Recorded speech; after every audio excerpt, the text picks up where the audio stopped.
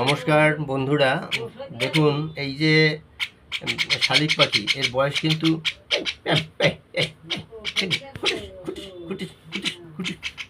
বাপরে বাপরে লাগে তো। মিঠু ওরকম ভাবে মারে না, ওরকম ভাবে ঠোকায় নাকি? এই ওরে বাবা, ওরে বাবা, ওই লোকে বন্ধুরা খারাপ বলবে, বলবে এ কি এ কি এ কি এ কি এ কি এ কি এ কি এ কি। বন্ধুরা দেখুন, পাখিকে যদি এরকম তরতাজা সতেজ এবং আপনার যদি খেলার মধ্যে দিয়ে আপনি আনন্দ পেতে চান, তাহলে পাখির সাথে খেলা করবেন এবং পাখি কিন্তু পোস্ট মানবেই। তো দেখুন, পোস্ট মানাতে গেলে পাখিকে কিন্তু বিভিন্ন রকমের ট্রেনিং দিতে হবে।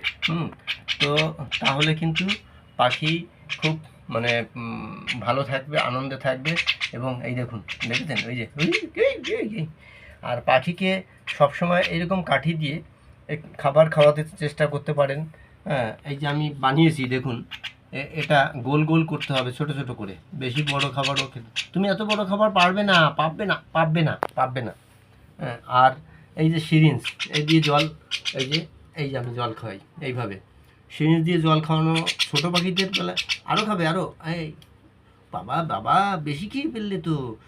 আর পাখির জন্য যদি কোনো পাতলা পায়খানা বা কোনো রকমের সবুজ রঙের পায়খানা হয়, তাহলে S10, C10 আর ভারওয়ান সঙ্গে WE, একেবারে ভেষজ মানে ইলেকট্রো হোমিওপ্যাথি মেডিসিন, এটাকে আপনারা জলের সঙ্গে, এই যে আমি দিয়েছি এর মধ্যে কিন্তু মেডিসিনটা মিলানো আছে।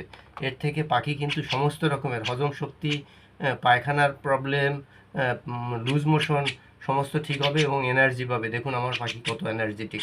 হ্যাঁ, তো এইভাবে আপনারা পাখির যত্ন নেবেন এবং পাখির যে খাঁচা, যেখানে পাখি রাখেন সেইটাকে ভালো করে পরিষ্কার করবেন। সেই খাঁচাটা যেন, তাতে যেন কোনো নোংরা আবর্জনা না থাকে। প্রতিদিন আমি অবশ্যই এই যে খাঁচা দেখছেন, এর থেকে বড় খাঁচায় রাখি।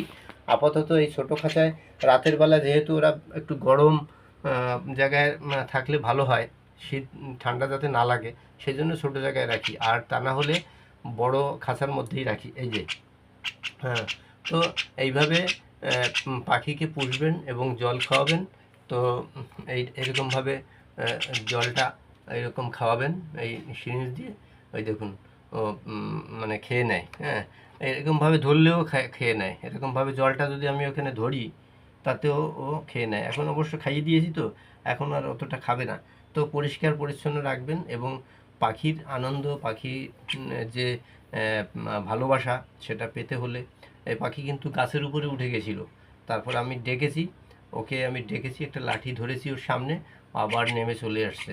তো এইভাবে কিন্তু আপনারা পাখি পুষবেন, যত্ন করবেন, অবশ্যই ভালোবাসা পাবেন। আপনারা পাখি পোষেন তো? ধন্যবাদ।